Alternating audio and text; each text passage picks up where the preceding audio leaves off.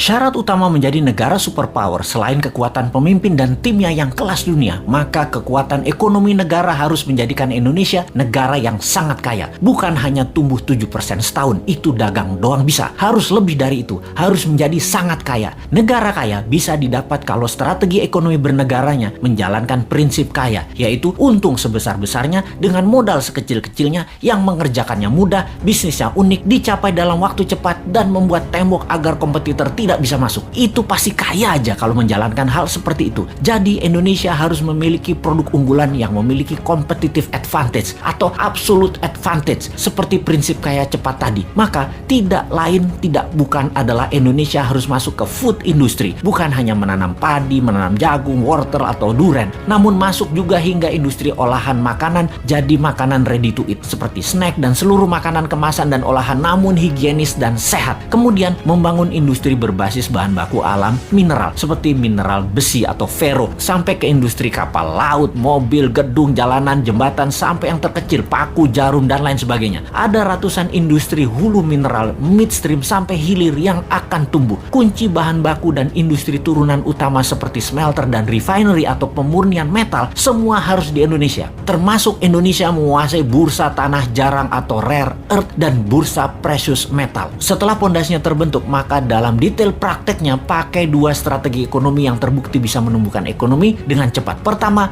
bottom up, dari bawah ke atas, di mana kita akan membuat UKM scale up dari 20 juta pengusaha kelas kecil saat ini, 50%-nya dalam waktu 10 tahun menjadi pengusaha kelas menengah, dan 50% kelas menengah tadi menjadi kelas besar dengan pinjaman 0% menggunakan printing money yang diutamakan adalah industri serta manufaktur. Yang kedua adalah trickle down, dari atas ke bawah, di mana kita akan membuat 1000 konglomerat baru. Program ini bernama Bossman Boys. Setiap provinsi akan diseleksi mereka yang nasionalis, sudah memiliki pengalaman bisnis minimum 10 tahun, sudah memiliki organisasi dan tim manajemen yang tangguh. Mereka rata-rata akan diberikan standby loan 5 triliun rupiah tanpa bunga yang harus dikembalikan dalam 7 tahun utuh. Seleksinya nasional berdasarkan prestasi, meritokrasi sistem. Yang terpenting karakternya adalah NKRI garis lurus, visioner, agresif, dan terukur. Oligarki mules nih kalau program ini dijalankan. Makanya jangan pilih Mardigu jadi presiden.